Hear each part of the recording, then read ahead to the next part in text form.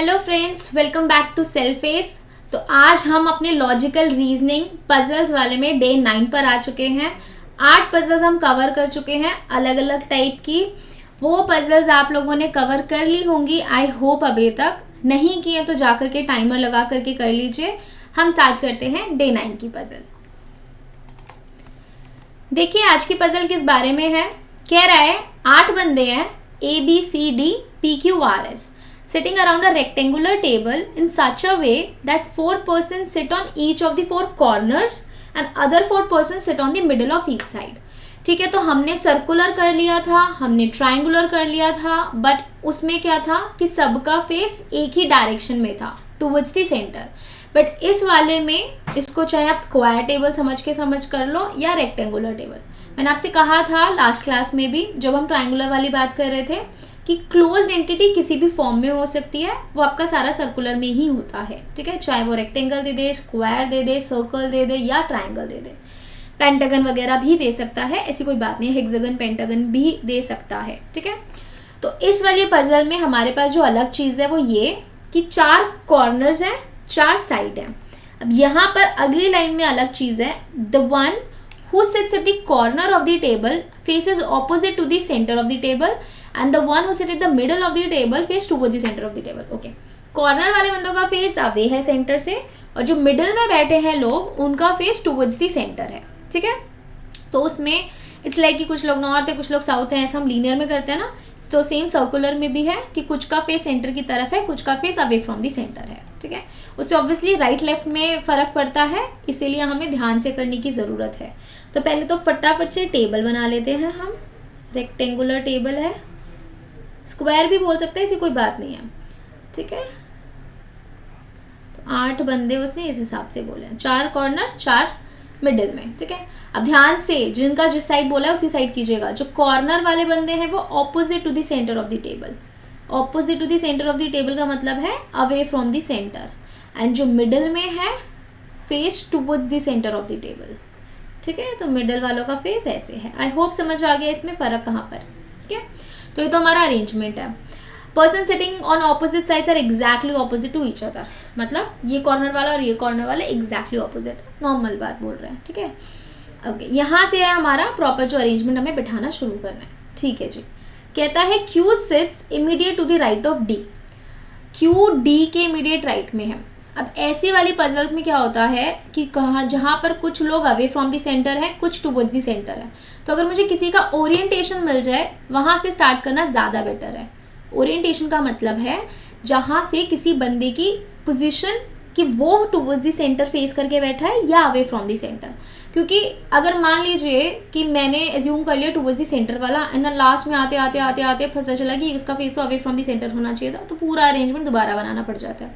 जहाँ सारे लोग एक ही डायरेक्शन में फेस करके बैठे वहाँ तो कहीं से भी शुरू कर लो, सबका एक ही डायरेक्शन में फेस है। ठीक है, बट जहाँ एक इधर है और एक इधर बैठा है, एक अवे फ्रॉम द सेंटर, एक टुवर्ड्स द सेंटर बैठा है, तो वहाँ पे अजम्पशन में बेटर अप्रोच होती है वहाँ से स्टार्ट करो जहाँ से किसी की डायरेक्शन मिल पा रही है आपको।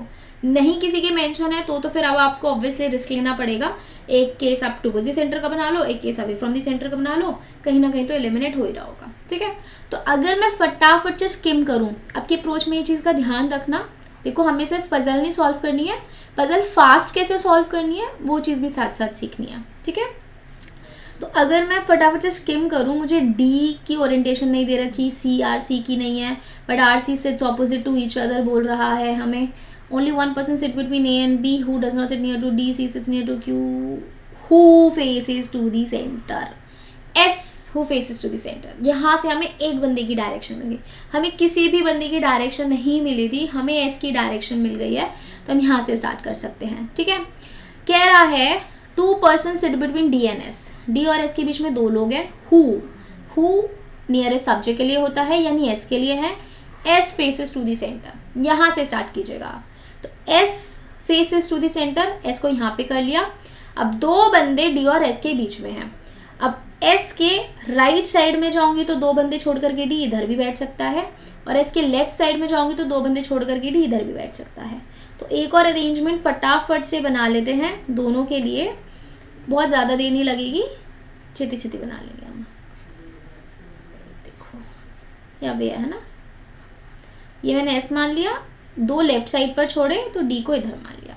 आई होप समझ आ रहा है आपको। ये ऊपर की तरफ हमारा रफ वर्क है एंड ये एस एक केस में हमने, दिस इज केस 1, केस 1 में हमने एस के राइट साइड में डी माना है। दिस इज आर केस 2 जिसमें हमने एस के लेफ्ट साइड में डी माना है। ठीक है, तो लास्ट लाइन हम मैप कर चुके हैं। अब हम इन्फॉर्मेशन की फर्स्ट लाइन पर आएंगे।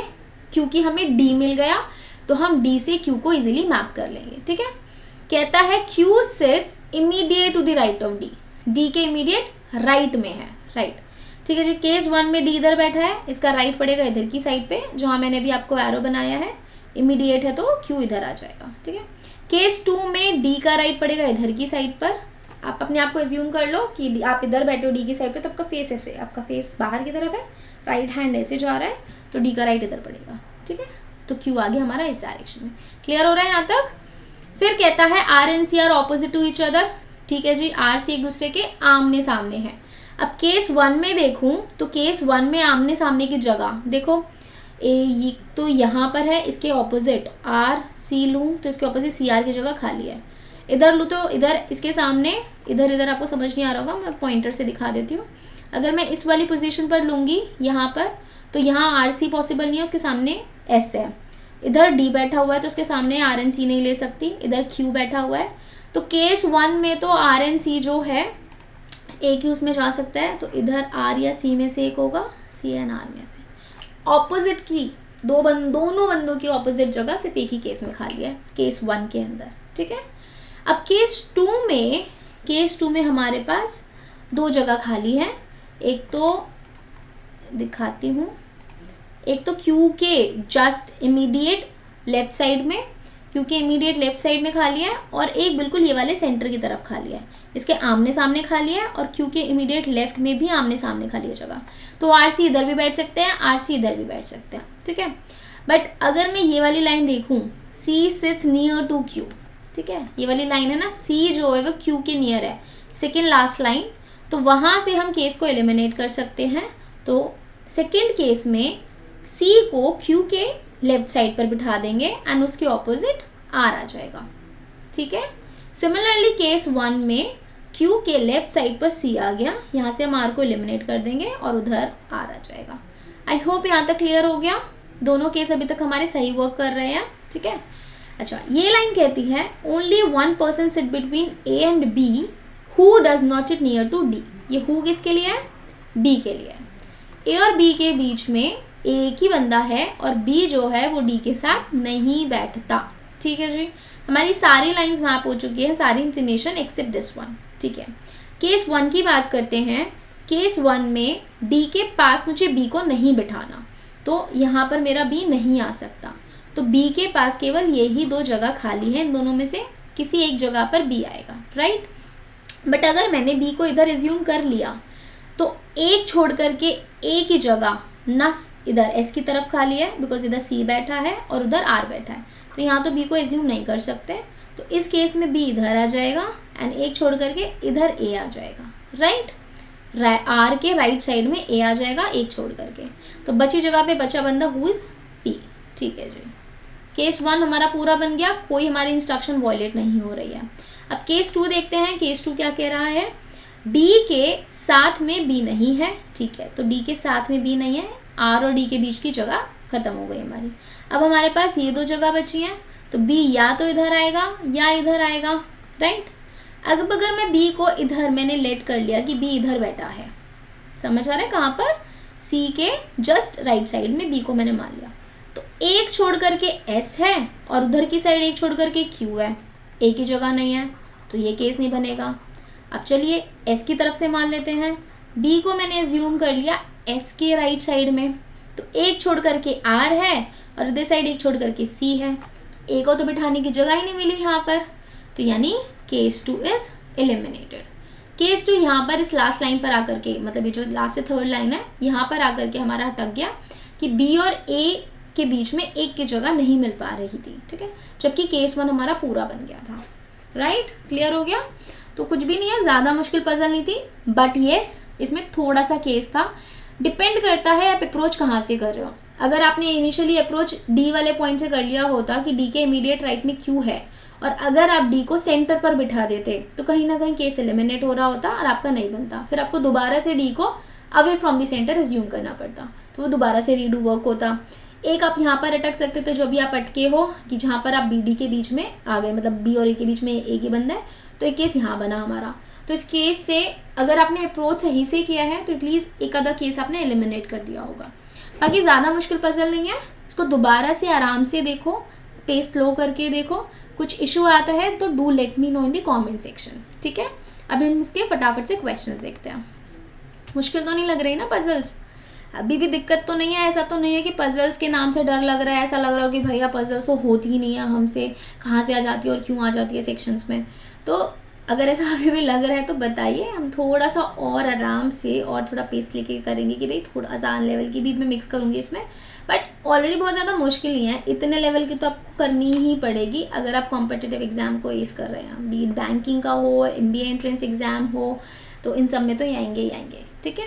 तो चलो हम फटाफट से क्वेश्चन देख लेते हैं क्या कहता है। Question number 66, who among the following sits third to the right of P. Okay, P के थर्ड राइट में, पी हमारा है बी और एस के बीच में, इसका राइट पड़ेगा इधर की साइड पर, ठीक है, बी की तरफ। थर्ड राइट मतलब दो छोड़ करके, तो ए बैठा है थर्ड राइट में, तो A option would be my correct answer. How many person sit between P and Q when counted to the left of P. Obviously ये पता होना चाहिए कि पी के लेफ्ट से पूछ रहे हैं कि क्यू के लेफ्ट से, पी के राइट से कि क्यू के राइट से, कहाँ से मुझे गिनना है इन दोनों के बीच में बताने के लिए, ठीक है। पी का लेफ्ट पड़ेगा इधर साइड पर, ठीक है, तो पी के लेफ्ट साइड से पी और क्यू के बीच में बैठे हैं दो लोग, एस एंड सी, ठीक है, तो 2 people यानी B option is my correct answer. Four of the following certain way hence form a group does not belong to the odd one out निकालना है। तो इस टाइप के क्वेश्चंस में ऑड वन आउट ओरिएंटेशन यानी direction के base पर होता है, तो 4 हो सकता है कि सेम डायरेक्शन फेस करके बैठे और एक अवे अलग डायरेक्शन, मतलब 4 सेंटर हो, एक अवे और वाइस वर्सा, ठीक है। तो नाम क्या है, RDPCB, ठीक है जी। R away from the center, D away from the center, P away from the center, C away from the center, B towards the center, तो B is odd one out, right? बाकी सारे away from the center हैं, देख लो। Which of the following is not true regarding P? P के regarding क्या true नहीं है, ये नॉट शब्द पढ़ना जरूरी है, जल्दबाजी में गड़बड़ नहीं कर देना, ठीक है। कहता है C sits second to the left of P, yes, P का लेफ्ट पड़ता है इधर, सेकंड मतलब एक छोड़ करके, yes, P sits second to the left of B, correct है।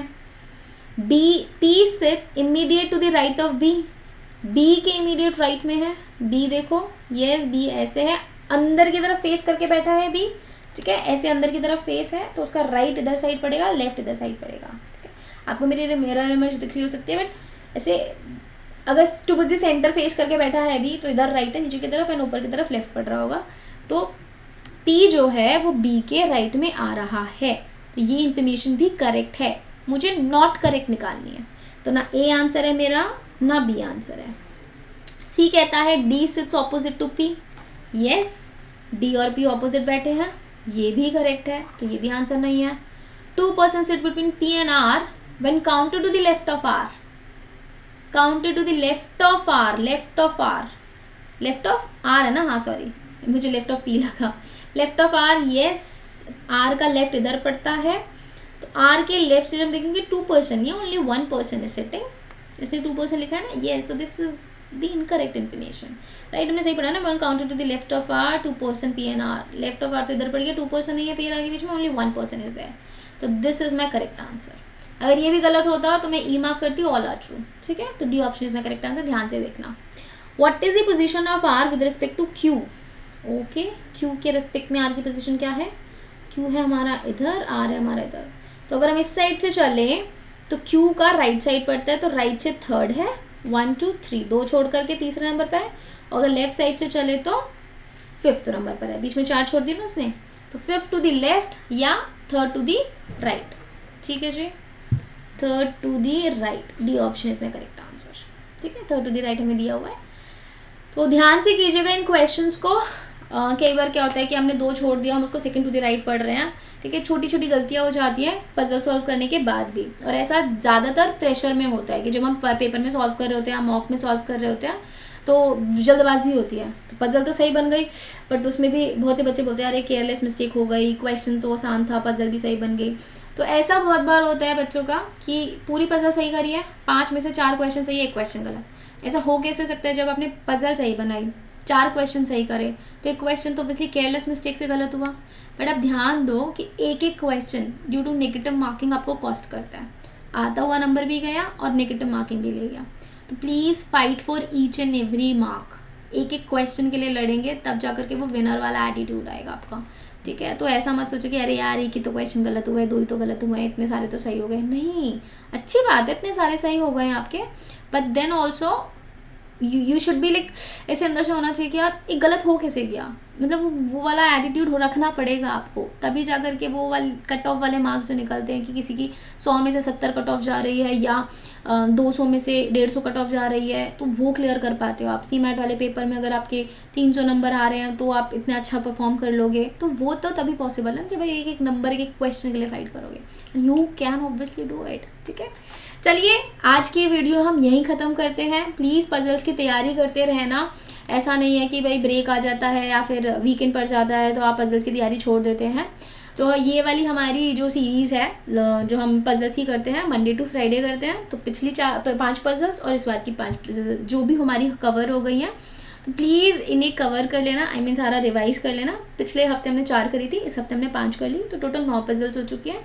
इनको रिवाइज कीजिए। अपार्ट फ्रॉम दैट, अगर आपको कोई पजल लगती है, आपको लग रहा है कि ये वाली पजल आपसे सॉल्व नहीं हो रही है, तो प्लीज़ आप उसको भी पिन कर सकते हो, स्क्रीनशॉट लेकर के कमेंट में डालना पॉसिबल है, वैसे कर सकते हो, किसी फॉर्म में अटैच कर सकते हो, हमें लगेगा तो हम उसका सोल्यूशन भी आपको प्रोवाइड करा देंगे। चलिए मिलेंगे नेक्स्ट वीडियो में। एंड अगर आप हमारे कैट या MBA एंट्रेंस एग्जाम्स के लिए एनरोल करना चाहते हैं, बीट ऑफलाइन या ऑनलाइन बैचेस, तो हमें कॉन्टैक्ट कर सकते हैं। इसी के साथ साथ अगर आप ऑफलाइन SSC की क्लासेस या बैंकिंग की क्लासेस के एनरोल कराना चाहते हैं, जिनके एग्जाम्स अभी आने ही वाले हैं, तो भी आप हमें कॉन्टैक्ट कर सकते हैं इन दिए हुए नंबर्स पर, ठीक है? मिलेंगे नेक्स्ट वीडियो में। Till then bye bye, take care and keep self facing yourself.